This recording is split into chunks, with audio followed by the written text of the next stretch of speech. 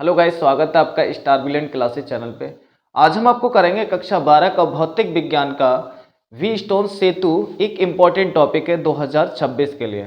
Wheatstone सेतु क्या होता है कि एक ऐसी युक्ति होती है या व्हीटस्टोन सेतु की सहायता से हम क्या करते हैं कि अज्ञात प्रतिरोध को ज्ञात किया जाता है। यानी जिस प्रतिरोध का मान ज्ञात नहीं होता है उसे हम किससे ज्ञात करते हैं, उसका मान व्हीटस्टोन सेतु से। तो व्हीटस्टोन सेतु क्या होता है? व्हीटस्टोन सेतु होता है कि इसमें चार प्रतिरोध जोड़ के एक चतुर्भुज बनाया जाता है और चतुर्भुज के दो विकर्ण होते हैं। एक विकर्ण में धारामापी को जोड़ा जाता है और दूसरे विकर्ण में हम सेल को जोड़ देते हैं। और सेल को जब जोड़ देते हैं तो सेल के द्वारा जब हम इसमें परिपथ में धारा प्रवाहित करते हैं तो जब धारा मापी में कोई भी विक्षेप नहीं होता है तो उस दशा को या उस अवस्था को कहा जाता है संतुलन की दशा। और संतुलन की दशा में क्या होता है कि दो भुजाओं के प्रतिरोधों का अनुपात शेष दो भुजाओं के प्रतिरोधों के अनुपात के बराबर होता है। यही होता है हमारा व्हीटस्टोन सेतु। तो देखिएगा इसमें हमने क्या लिखा है। लिखा है कि यह एक ऐसी युक्ति है जिसके द्वारा अज्ञात प्रतिरोध का मान ज्ञात करते हैं। व्हीटस्टोन सेतु के द्वारा एक अज्ञात प्रतिरोध का मान ज्ञात किया जाता है। फिर इसमें हम बनाते कैसे हैं तो देखिएगा लिखा है कि इसमें चार प्रतिरोधों को जोड़कर एक चतुर्भुज बना लेते हैं। चार प्रतिरोधों को जोड़कर एक चतुर्भुज बना लेते हैं।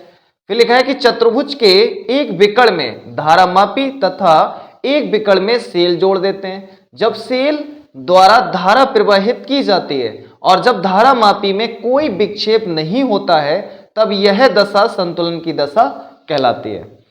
फिर इसमें लिखा है संतुलन की दशा में दो भुजाओं के प्रतिरोधों का अनुपात शेष दो भुजाओं के प्रतिरोधों के अनुपात के बराबर होता है। यानी कि व्हीटस्टोन सेतु एक ऐसी युक्ति होती है जिसके द्वारा अज्ञात प्रतिरोध का मान ज्ञात किया जाता है। व्हीटस्टोन सेतु का परिपथ किस तरीके का होता है कि इसमें चार प्रतिरोधों को जोड़कर हम क्या बनाते हैं? चतुर्भुज। चतुर्भुज के दो विकर्ण होते हैं। एक विकर्ण में क्या जोड़ते हैं? धारामापी, और एक विकर्ण में हम सेल को जोड़ देते हैं। सेल से जब विद्युत धारा प्रवाहित करते हैं तो धारामापी में जो जोड़ते हैं हम धारामापी, उसमें कोई विक्षेप नहीं होता है तो उसे कहा जाता है संतुलन की दशा। और संतुलन की दशा में क्या होता है कि दो भुजाओं के प्रतिरोधों का अनुपात शेष दो भुजाओं के प्रतिरोधों के अनुपात के बराबर होता है। यही सब हमने लिखा है। तो देखिएगा वो किस तरीके से अनुपात निकालते हैं, यहां पर हम निकाल लेते हैं। चलिएगा यहां पर पहले हम इसमें क्या करेंगे? किरचॉफ का नियम लगाएंगे। किरचॉफ का नियम हम आपको पढ़ा चुके हैं। प्लेलिस्ट में जाकर आप सबसे पहली वीडियो देखना किरचॉफ के नियम की, बहुत इंपॉर्टेंट है। चलेगा यहां पर हम किरचॉफ का नियम लगाते हैं तो लिखेंगे बंद पास हम ले लेते हैं ए बी डी और ए। तो आएगा यहां पर ए बी डी ए में किरचॉफ के नियम से, यहां लिखेंगे किरचॉफ के नियम से। क्या होता है किरचॉफ का नियम?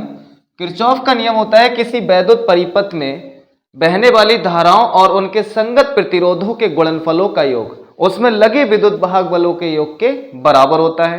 तो देखिएगा पहले तो हम धारा देखते हैं, तो यहां से किरचॉफ का नियम लगाइए या इसमें लगाइए।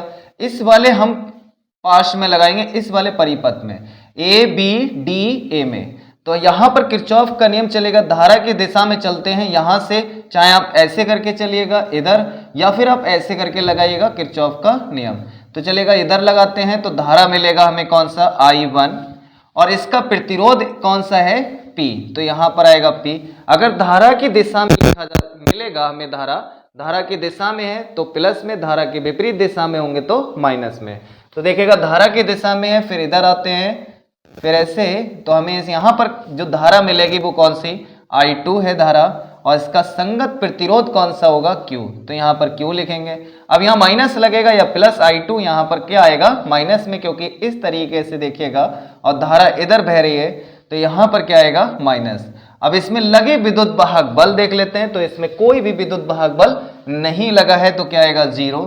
फिर लिखेंगे I1P बराबर में I2Q, इसे लिख लेते हैं समीकरण 1। यहां पर ये माइनस का है, इसका पक्षांतर करेंगे तो I2Q क्या है? माइनस में है तो प्लस में हो जाएगा। इसके बाद में दूसरे बंद पाश में लगाएंगे तो बंद पाश अब बंद पास ये वाला अभी इसमें लगाया था, अब इसमें लगाएंगे तो यहां से बी सी डी बी में, तो यहां लिखेंगे बी सी डी बी में, बी सी डी बी में किरचॉफ के नियम से, किरचॉफ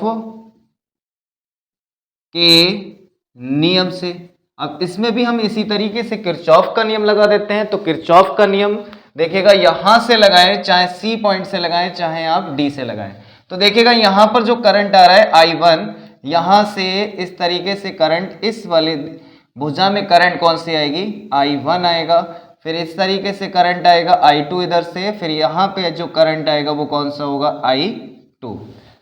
अब यहां से हम किरचॉफ का नियम लगा देते हैं, या फिर आप यहां से लगाइएगा चलेगा, डी से लगाते हैं तो पहले करंट मिलेगा I1, इसका प्रतिरोध कौन सा होगा, R माइनस या प्लस, यहां देखेगा इस तरीके से आएंगे तो यहां पर करंट के विपरीत दिशा में होंगे तो माइनस लिया जाएगा, क्या आएगा I2, और फिर यहां पर आएगा S बराबर में, इसमें विद्युत वाहक बल नहीं लगा है तो क्या आएगा 0। फिर इसके बाद में इसका पक्षांतर कर देते हैं तो I1 R माइनस का है तो बराबर में पक्षांतर होगा तो I2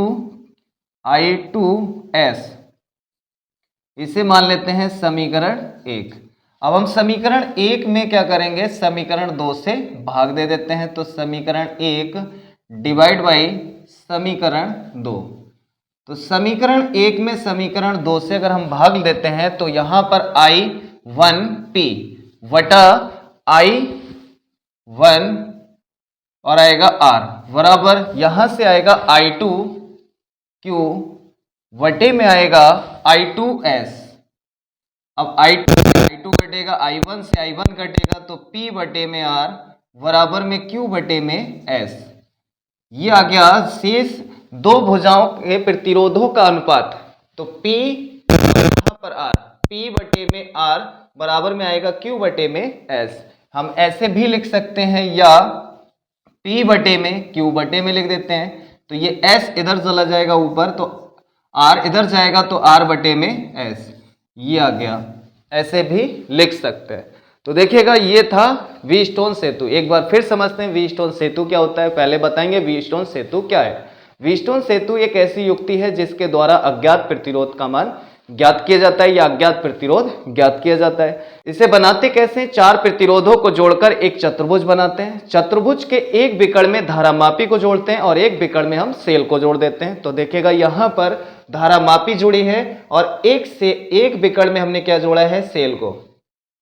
जब इस तरीके से हम जोड़ देते हैं तो जब हम धारा सेल से प्रवाहित करते हैं परिपथ में और जब धारामापी में कोई विक्षेप उत्पन्न नहीं होता है तो उसे कहा जाता है संतुलन की दशा। और संतुलन की दशा में क्या होता है कि दो भुजाओं के प्रतिरोधों का अनुपात शेष दो भुजाओं के प्रतिरोधों के अनुपात के बराबर होता है। यही होता है हमारा व्हीटस्टोन सेतु।